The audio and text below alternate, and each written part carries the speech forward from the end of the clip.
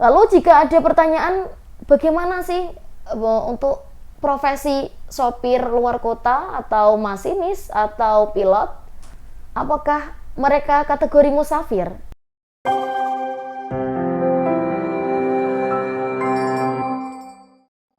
Kemudian setelah kita tahu mubtilat atau muftirat bagi orang yang berpuasa, kita perlu tahu siapa saja sih orang yang tidak wajib berpuasa. Dalam berbagai literatur kitab juga dijelaskan bahwa ada 9 orang yang tidak wajib berpuasa. Yaitu yang pertama, anak kecil, kemudian orang gila, kemudian orang tua, yang keempat orang sakit, yang kelima haid, yang keenam nifas, yang ketujuh hamil, yang kedelapan menyusui, dan yang kesembilan ini bepergian atau seorang musafir. Baik, kita perinci lagi ya satu persatu. Orang yang tidak wajib berpuasa bukan berarti tidak boleh berpuasa. Hanya saja dia mendapatkan rukhsah untuk tidak berpuasa. Yang pertama yaitu anak kecil. Anak kecil yang belum baligh, dia belum ada kewajiban untuk berpuasa. Misalkan kalau laki-laki tanda balighnya ditandai dengan keluarnya sperma pada umur 9 tahun. Atau jika belum keluar sperma sampai umur 15 tahun, kemudian setelah 15 tahun anak laki-laki tersebut sudah baligh. Kemudian kalau perempuan tanda balighnya apa? Kalau perempuan tanda balighnya yaitu pada umur 9 tahun dia haid. Kemudian kalau sudah sampai 15 tahun belum haid, maka dia sudah termasuk baligh. Nah, disinilah tugas orang tua mengajari anaknya. Jadi bukan berarti anak kecil yang belum baligh itu bukan berarti tidak boleh berpuasa. Dalam Islam kan sudah mengajarkan bahwa orang tua itu wajib mengajarkan anaknya mulai masuk umur 7 tahun. Diajari sholat, berpuasa, dan ibadah yang lainnya. Jadi jangan sampai nunggu 10-15 tahun kemudian diajari puasa. Kemudian yang kedua, orang yang tidak wajib berpuasa yaitu orang gila. Orang gila di sini tidak ada kewajiban untuk berpuasa. Karena dia hilangnya akal. Kan syaratnya berpuasa kan Islam baligh dan berakal. Kemudian yang ketiga yaitu orang tua. Kategori orang tua yang diperbolehkan untuk tidak berpuasa yaitu dia merasa tidak mampu untuk melakukan puasa. Nah, ini tugas kita semua bagi anak, cucu untuk memberitahu bahwa orang tua yang sudah tidak mampu ini mendapatkan keringanan untuk tidak berpuasa. Jangan sampai malah kita membiarkan saja. Ya, kasihan. Karena ya sudah tua itu biasanya mereka itu beliau-beliau ini sangat semangat dalam beribadah. Ya, karena beliau memikirkan usia sudah tua, sudah mau meninggal, jadi memperbanyak ibadah hingga memaksakan dirinya untuk berpuasa. Nah ini, jadi tugas bagi anak, cucu, ahli waris, atau saudara ini mengingatkan atau memberitahu adanya rukhsah dalam Islam. Kemudian yang keempat, orang yang tidak wajib berpuasa, yaitu orang sakit. Orang sakit yang merasa dirinya terbebani atau merasa keberatan untuk berpuasa, ini boleh tidak berpuasa. Tapi ada syarat-syarat khusus. Seperti dalam kitab Kasyifatus saja, itu diterangkan hukum orang sakit berpuasa, itu ada 3 hukum. Yang pertama, itu dimakruhkan.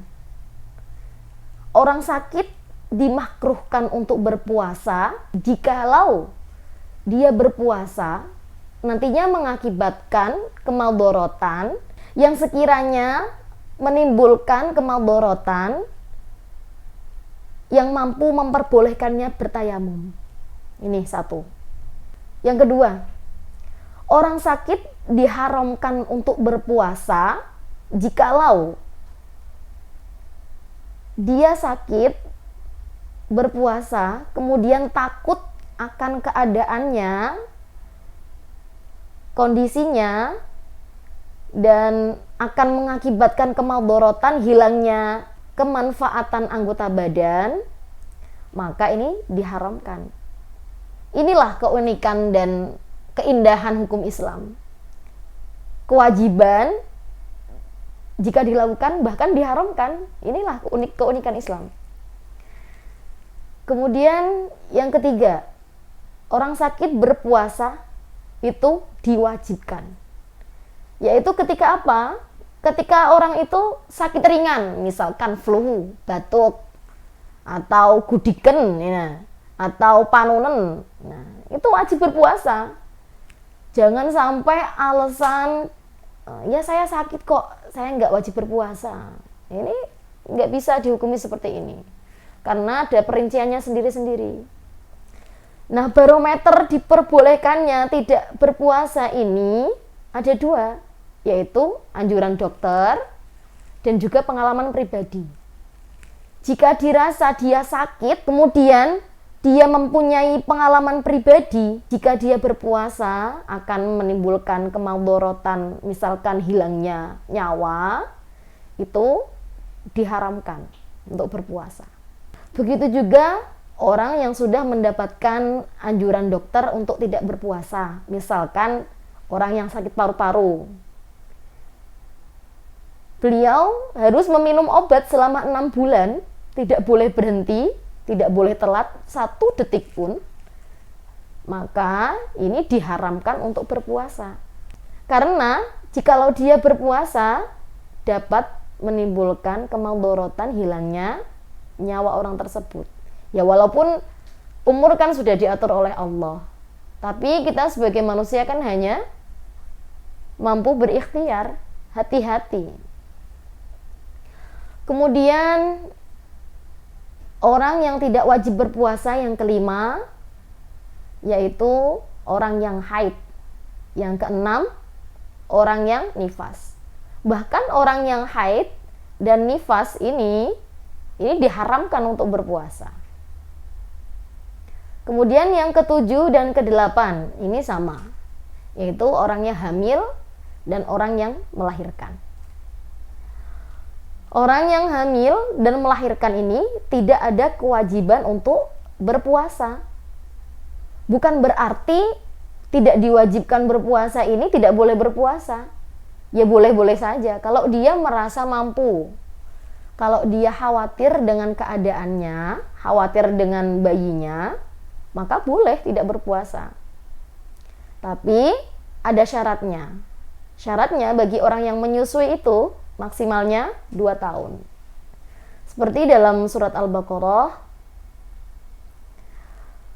wal walidatu yurdi'na auladahunna haulaini kamilain, al-ayah. Yaitu maksimalnya 2 tahun. Jadi nggak ada alasan saya menyusui sampai 4 tahun, 5 tahun nggak mau berpuasa. Ini nggak boleh seperti ini. Karena maksimalnya 2 tahun. Kemudian yang ke-9 yaitu orang yang bepergian atau seorang musafir. Nah, seorang yang bepergian ini boleh tidak berpuasa jikalau memenuhi beberapa syarat. Yang pertama, perjalanannya tidak kurang dari 84 km. Kemudian keluarnya dia dari rumah itu sebelum subuh. Keluarnya juga bukan karena maksiat. Beda lagi kalau keluarnya untuk bermaksiat, untuk berjudi, untuk main wanita, itu beda lagi. Bukan karena maksiat. Kemudian jika dia merasa tidak mampu, jika nanti di perjalanan dia pingsan atau sakit yang membahayakan, ini juga diperbolehkan untuk tidak berpuasa. Lalu jika ada pertanyaan, bagaimana sih untuk profesi sopir luar kota atau masinis atau pilot? Apakah mereka kategori musafir? Ya, mereka masuk kategori musafir asalkan memenuhi syarat yang tadi yang saya sebutkan. Maka seorang sopir, pilot, dan masinis ketika dia memenuhi syarat untuk tidak berpuasa, maka boleh tidak berpuasa. Tapi dengan catatan, jika dia memiliki cuti atau hari lain untuk menggantinya. Seperti dalam surat Al-Quran, surat Al-Baqarah, فَمَا كَانَ مِنكُم مَّرِيضٌ أَوْ عَلَى سَفَرٍ فَعِدَّةٌ مِّنْ أَيَّامٍ أُخَرَ. Maka siapapun dari kalian yang sakit atau bepergian, maka boleh mengganti puasanya di hari yang lain. Berbeda lagi jikalau sopir, masinis atau pilot, dia meyakini tidak akan ada cuti, tidak akan ada hari untuk menggantinya. Kemudian dia yakin tidak bakal mampu menggantinya karena udzur malas atau lupa atau mungkin susah di perjalanan, maka dia wajib berpuasa. Nah, yang sering terjadi ini sopir atau masinis atau pilot yang tidak berpuasa, mereka makan di area umum. Kalaupun dia tidak berpuasa, dia mampu mengganti di hari yang lain, ya tetap beradablah, makan sembunyi-sembunyi. Jangan sampai nongkrong di warung, kelihatan kakinya, atau mungkin makan di tempat umum di depan orang-orang yang berpuasa. Ini tetap beradab. Ya, jadi tadi 9 orang yang tidak wajib berpuasa dalam Islam, yang memiliki rukhsah tersendiri. Yang perlu digarisbawahi, tidak wajib berpuasa bukan berarti tidak boleh berpuasa. Jika dia mampu, ya boleh. Kalau tidak mampu, ya tidak boleh. Kemudian yang terakhir ini, bagaimana jika orang memiliki hutang puasa, kemudian orang tersebut meninggal dunia, padahal dia masih punya hutang puasa?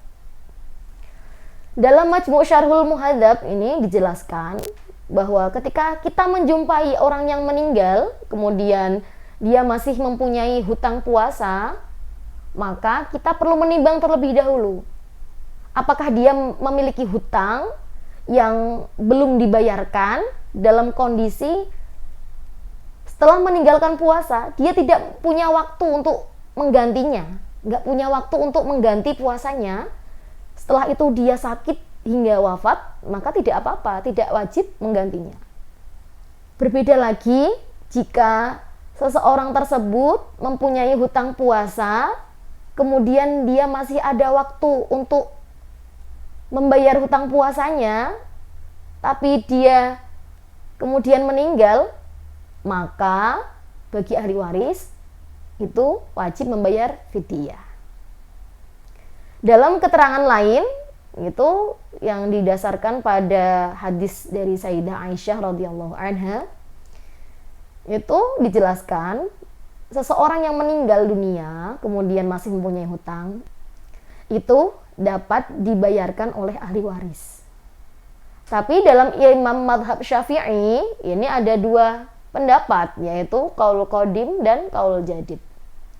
Pada qaul jadid ini, jika seseorang meninggal dan masih mempunyai hutang puasa, maka wajib bagi ahli waris untuk membayarkan fidyah dari harta tirkahnya atau harta peninggalan si mayit. Tapi pada qaul qadim ini disebutkan seorang yang meninggal dan masih mempunyai hutang puasa ini boleh digantikan oleh seorang ahli warisnya atau seseorang yang mewakili ahli warisnya untuk mengganti puasanya. Ini sebagai alternatif jikalau ahli warisnya tidak mempunyai harta atau seorang mayit tersebut tidak meninggalkan harta tirka. Jadi boleh alternatif dengan mengganti hutang puasanya. Tapi kembali lagi, mazhab Syafi'i tetap memilih pendapat yang pertama, yaitu qaul jadid. Walaupun keduanya sama-sama memiliki dalil yang kuat. Baik, tadi kita sudah berbicara mengenai mubtilat atau muftirat dalam berpuasa, dan kita juga sudah membahas orang-orang yang tidak wajib berpuasa. Ya, ini perlu diketahui ya, ini sangat penting dalam kita berpuasa, perlu tahulah agar ibadah kita sempurna. Kan tidak mungkin kita beribadah tanpa adanya syarat rukun. Ya ibarat seorang mau pergi ke pasar, dia tidak memakai baju. Nah, ini sama aja orang yang beribadah tanpa memperhatikan syarat rukunnya. Maka dari itu, perlu kita perhatikan syarat rukun yang sudah disyariatkan dalam Islam. Ya, semoga dalam kita beribadah kepada Allah, terutama dalam bulan suci Ramadan ini, kita dapat beribadah secara sempurna dan dapat diterima oleh Allah Subhanahu wa taala. Wallahu a'lam bishawab. Alfu minkum. Wassalamualaikum warahmatullahi wabarakatuh.